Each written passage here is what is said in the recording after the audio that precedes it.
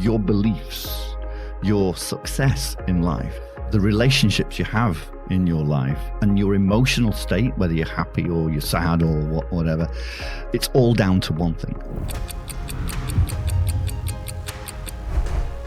All right, Chris, today I want us to get into that new concept you came up with.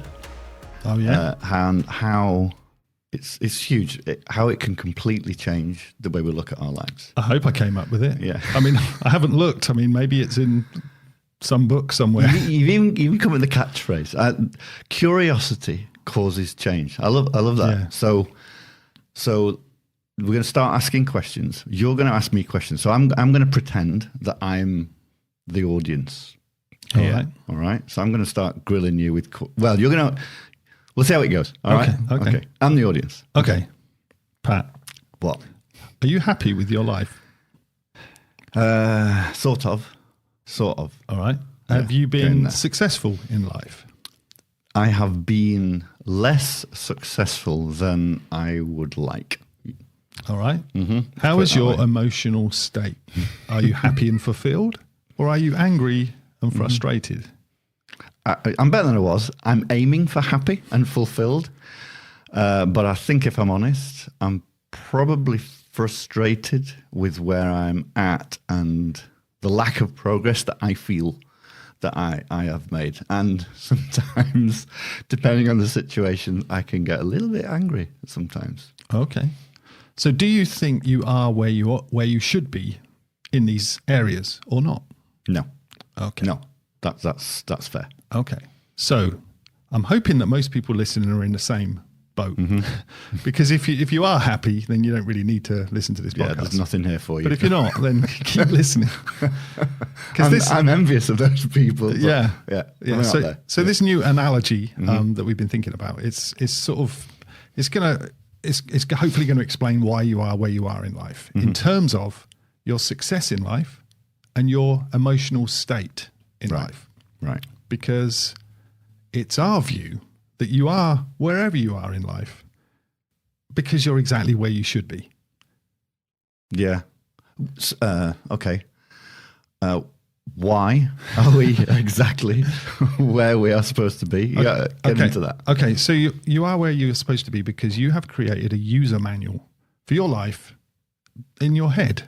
Mm-hmm. Okay, so think of it as manual. Think of a virtual manual that you created. It's like an instruction booklet for an appliance. It exists in your head. To you, everything in it is true. You live your life by this user manual, and you refer back to it constantly. And it's essentially a roadmap of your identity that you use to navigate life. All right. So what's in this magical user manual? Okay, it's got chapters. There are chapters for your beliefs, what you believe you deserve in the world, the meanings of events that happen to you in your life, and how you should react to events that happen in your life. Okay, I'm going to get into how it works then. Yeah. All right. Basically, you've got this user manual that you've created, and you constantly refer to it. You constantly, as you go through life, you go through it, you refer to it, and to you it is the one and only truth.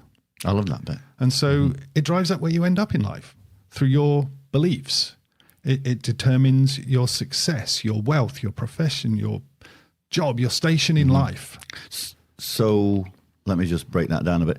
If I believe I'm an engineer, which I am, it's my belief that has got me where I am then, basically. Yeah. I mean, if you're not a CEO of a conglomerate, no, I'm not. No. Then you obviously don't believe you should be a CEO of a massive company. Yeah. Okay. You could also use that same analogy with the relationships. If I believed I was worthy to be with a certain person, then I guess that's who I'm with. Yeah. I mean, you're with good people. Yeah. You could be with a bunch of alcoholics if you believed that's what you wanted. There you go. That's true. Yeah. I'm not. That's good. Yeah. So it also drives your emotional state in life through the meanings you assign. So you could have a chapter in your user manual that says, my troubled upbringing means I can never trust people. Or, you could have a chapter in there that says, when I'm judged in this way, it means I must become defensive and angry. Yeah. There's triggers in there. I get angry if I ever feel ignored or disrespected. I know people that are triggered. It's all in your user manual. Yeah. How's that in there? How do we create that? How do we create these beliefs then? Well, beliefs usually come from your parents from a very young age, and you had experiences as well at a young age, and all of these sort of form these beliefs early on in life. Yeah. You talked about NLP. You did a bunch of training on that actually, and you mentioned that there's these within a certain age, pretty much everything's set, isn't it? Yeah, in NLP training, they teach you that most beliefs are formed in the imprinting years between zero. That was it. 0 and 3 years old. Yeah. And then we form more beliefs in the modeling years between 3 and 7. Yeah. But after that, most beliefs are set. Yeah. That my aunt in England used to tell me years ago. She was a principal of a school of a elementary school. I wanted to call it nursery because that's what we used to call it in England. A head teacher, and she used to tell me that by the time you're about 5 or 6 years old, your personality is pretty much set. So that kind of jives with what you're saying there. Yeah. So all of this stuff, all of the personality and the beliefs, it all went into your user manual. All right. So that was beliefs. Yeah. You mentioned behaviors. So how are our behaviors put in there then as well? Yeah, I mean, maybe you experienced unpleasant events at a young age and they affected you deeply. You know, like we mentioned earlier, maybe you ignored, or there was a situation where you were made to feel stupid. To keep you safe, your mind came up with a strategy to avoid it happening again. And it might be that you get defensive if you feel ignored to stop it happening again. Okay. Or, you know, someone might accuse you of being stupid and you get angry. It makes you angry, you know? Yeah. Yeah. Side note on that, makes you angry. Nobody makes you angry. You make you angry. Your reaction is anger, but you make you angry. No one else. Anger's coming from within you. Yeah, the other person is saying something to you, and then you're going back to a time when something happened in your past that created some kind of belief or complex or insecurity or something, and that anger's coming out of you, isn't it? It's not. Yeah, it's the same way as saying that I had this with my kids all the time. You make me feel this way. That's actually impossible, isn't it? It's like, I don't make you feel that way. You make you feel this way. It's like when somebody says something to us and then we derive a meaning from whatever that person has said that causes an emotional change within us, and you react, and that's how you behave. Like there's I think we've talked about this before. There's like if twins grew up in the same. Twins usually do grow up in the same household. And let's just say, for example, that was like an abusive household with an alcoholic parent. And then yet there's cases where twins have grown up completely differently. You've got one twin who becomes an alcoholic because, hey, my dad was an alcoholic, therefore it's totally normal and acceptable that I've become an alcoholic because I'm just like my dad. But the other one grew up exactly the same way. Different set of beliefs and behaviors because they are like, I'm not an alcoholic because I don't want to turn out like my dad. Yeah, different meanings taken from the same upbringing and events.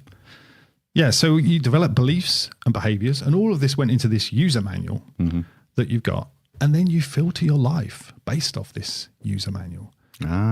You've spent a lifetime filtering on it. You've spent a lifetime looking for reasons why everything in there is true. And you've filtered off all instances of it being not true and only paid attention to events that prove that it is true. Yeah. I mean, you can create like circles with this. A vicious circle could be, I'm not good enough. You know, you developed a feeling at a young age, a belief that you're not good enough, and then you got bullied at school, and it validated that belief. And then you got called stupid. Your boss called you stupid or something. It validates that, and then you're in this loop where it's a vicious loop that it's validating that disempowering belief. Yeah. You could probably look at that in a positive way, glass half full, and you could have an empowering cycle of beliefs. Like you could believe that you deserve success, you are a successful person because, I don't know, you had a lemonade stand when you were a kid or something like that, and that was a success, and then that cemented itself within you, and then the next venture you go on is successful, and it further reinforces that belief of success as well. I'm sure that makes a big difference. Yeah, definitely. So that's a lot. Yeah. Is all of this is going on in your head, isn't it? It's just in your subconscious. Yeah, it's in your. We don't know we're doing it. Yeah, it's in your subconscious. So conscious thought alone can't change it. Like you could say, I'm not going to get road rage anymore, and then someone cuts you off, and you're triggered. Or you may consciously think, hey, I can logically reason that I deserve to earn more money, but somehow it doesn't work out because unconsciously you don't believe you deserve it. So you kind of self-sabotage and push it away somehow. Yeah. So should we summarize that? Yeah, let's recap, because we've talked about a lot of stuff here. Okay, so you were told things by your parents. Right. You took them as true and you put them in your user manual. Beliefs. Yeah, you formed beliefs in life. You stored them as true in your user manual. You decided what things mean in life, stored them in your manual. And then you developed ways to react to events and stored them in your user manual. You spent a lifetime looking for reasons that this book is true. And you spent a lifetime filtering off all instances of it not being true. So the big takeaway is everything that you have learned, you've put in your manual, is true. As far as you're concerned, it's true. That's right. Yeah. That's what you live your life by. All right. So you've got this big reveal at some point that... Yeah. So this is the big reveal. All right. You wrote this book when you were a kid. I love that. So why? So you were a kid when the events that drove these behaviors first happened. And you were a kid when your parents taught you what to believe. Remember, most beliefs are set by 7 years old. Yeah. Like we said earlier, you're not questioning anything when you're a kid. You're 5, 6, 7 years old. So everything you're taught, I remember everything my parents told me. I would idolize everything that they said, and you just take it as true. You don't question it. It's gospel, right? And your subconscious mind is probably wide open it's just taking everything in as well. And you're probably not mature enough. Your mind and your brain hasn't matured enough to be able to develop reasoning, and so you're not questioning anything. You're just logging everything as true as an innocent child. That's right. So think about that. How, with that in mind, how good do you think your user manual is? You wrote it as a kid decades ago. I was a very clever kid. Imagine, I think of it as imagine a book that's got a child's scribbled writing and a child's illustrations. Like, at the time you thought everything was true, but as you're a child. Yeah. Are the same things true now? Absolutely not. Does it make sense to live your life by it now? Yeah. That's true. And as an example of that, I could tell a 5-year-old kid now that he's stupid. It would absolutely devastate them. Yeah. I wouldn't ever do that, by the way, but I could tell you're stupid and you'd be like, okay, whatever. Yeah, exactly. Yeah. Totally different. So, you could ask yourself, thinking about that, how would you rewrite your owner's manual now, your user manual now? Would you obviously wouldn't leave it the same, would you? So what we're saying is that as an adult, everything in there could be wrong. Yeah. Yeah. You reacted to those events as a kid. And as an adult, logically, you know that you deserve love, success, and money.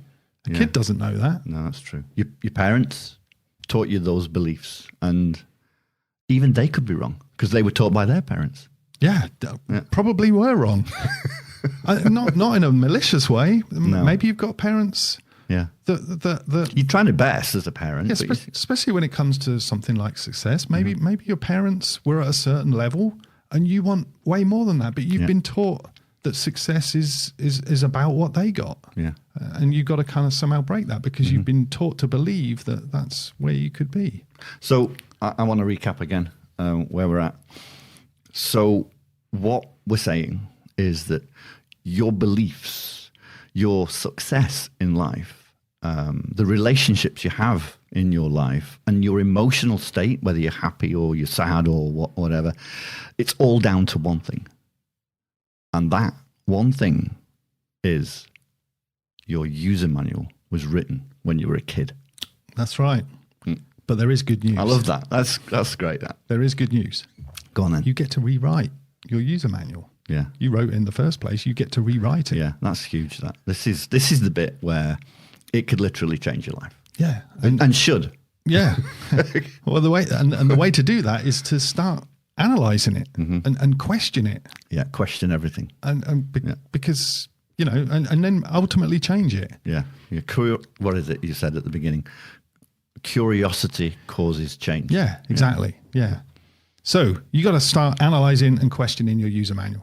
You got to start paying attention to your beliefs. And a belief is a sense of certainty about something. You know, think about what you believe to be certain in this world. Money's a good example that comes to me about that. You could say, I'll never be rich, and that's just the way it is. You know, whenever you say that's just the way it is, that's usually a core belief. That's a core belief. Yeah. Okay. And so, you know, why do you say that? What are your beliefs around rich people in that context? What, you know, what I used to do that. Sorry.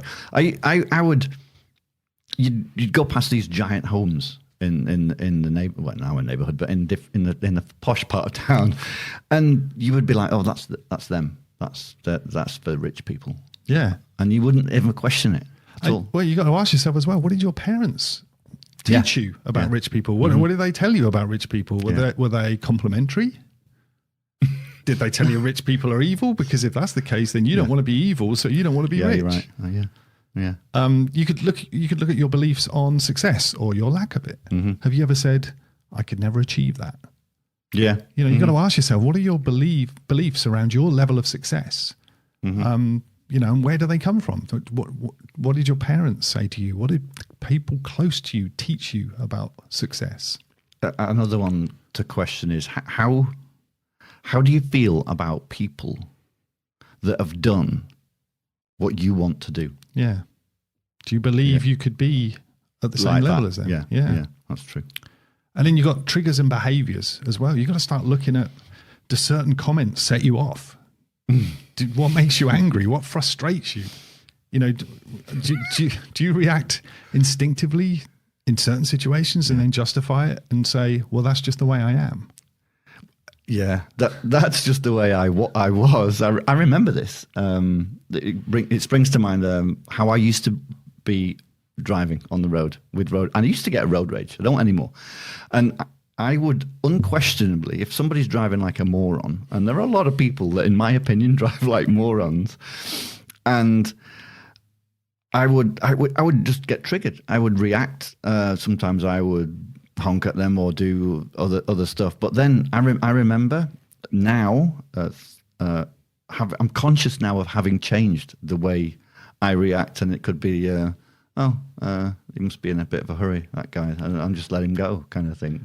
Maybe you had a belief that everybody was as good a driver as you. Yeah, that's probably where it comes from. That was flawed, wasn't it? Yeah, that was a flawed belief. Yeah, that's true. All right, so filtering as well. How have you been filtering your life to align with your user manual? You know, what info do you seek out to validate your beliefs? There's another one about money again.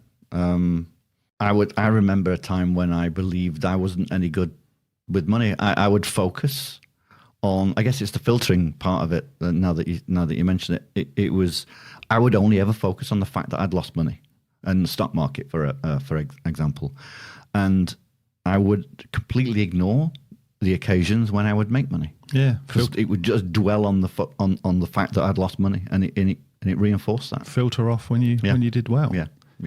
Yeah. So, I mean, you know, we've got this far, but really we should sort of mention that it's great even if you realize you've got a user manual. We've helped a lot of people already. Yeah. Well, most people don't even know that they're acting as an adult based off instructions from a book they created as a young child. As a child. Yeah. So you've really got to question all of it. You've got to now you know you've got it. You've got to question your beliefs, the story that you say, that your story, your thoughts, your actions, your feelings. Just question all of it. So we've identified a lot. We can change it, right?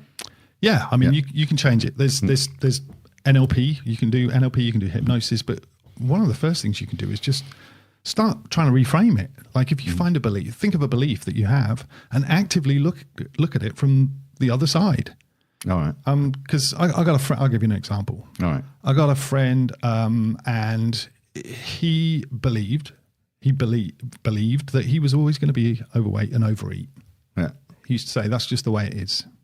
Core belief, remember? Mm-hmm. Yeah. And he always used to say losing weight is enormously hard, which it's true. It kind of is. Yeah. But you could say, what if it's not true? What if you reframe those two beliefs?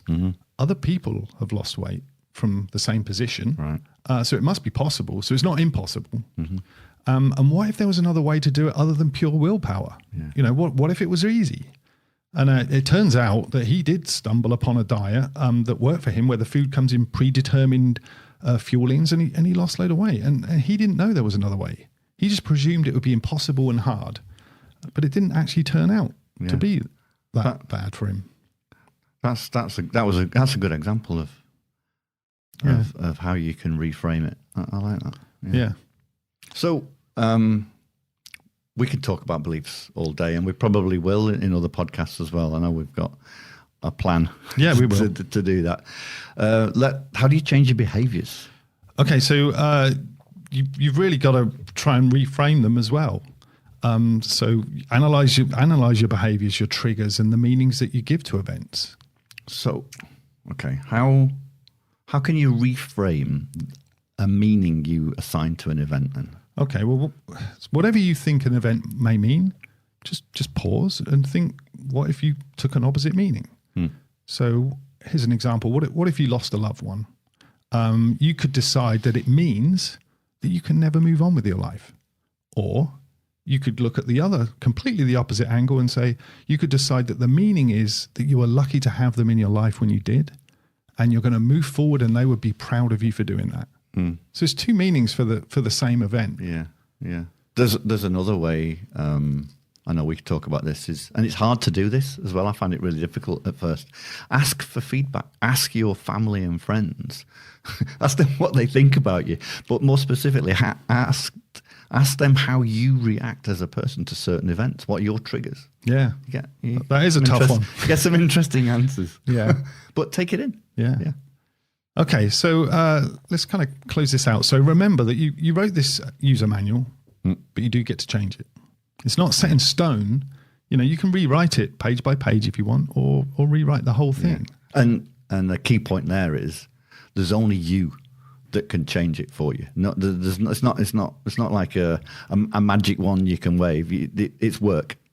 You can change it, and it has to come from within you. Absolutely. You have to want to. Have to want to change it. And that starts with taking the time to, one, become aware of it, two, analyze it and start questioning it. Yeah. I love the questioning side of it. Yeah. Question everything. So to summarize, we're living life as an adult, referring to a user manual that we wrote as a kid. And this user manual controls where we are in life in terms of our level of success and our emotional state. Yeah. And we question everything. You've just got to analyze and we're going to question everything, because no one can change our user manual but us. Okay, Pat, it's the after show. Everybody's gone now. Main content's over. Let's talk about Brits in America. Okay, I've got something today. Go on then. No one uses a knife and fork in America. Oh, we use a knife and fork, don't we? Yeah, and in not just Brits, but in Europe as well. Yeah, in France, that's what a table setting is. Yeah, we should probably add some context. We've both lived in multiple places in Europe: Italy, France, Germany.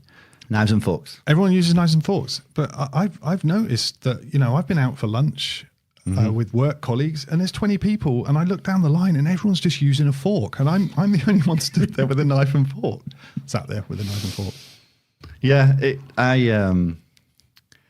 I think about the times when my kids' friends come round. They're a lot older than just toddlers. I'm talking about like teenagers and older kids now, and they come around and they've got one hand under the table and they're just using a fork, and I'm like, well, we've set the table. We're all like, and I feel bad sometimes because I'll try and educate them. It sounds a bit snobby, but yeah, they're always using just the fork, and I don't get it. Yeah, you go in like a restaurant, like a fast food, not a fast food, somewhere like Chipotle or something. You sometimes can't even find a knife. Like I have to ask for a knife. And I've noticed as well that Americans, they will pick up a knife sometimes. If they got a steak or something, they will pick it up. But they'll grab the fork and like stab it like they're grabbing a subway pole, like a dagger, and then cut it up and cut it into pieces, and then put the It's knife like down this and giant operation at the beginning of the meal, isn't it? That you cut it up into tiny little bite-sized pieces, then put the knife down, hand goes back on the lap, and then it's just eat with the fork. I guess it's efficient. It is, but I suppose.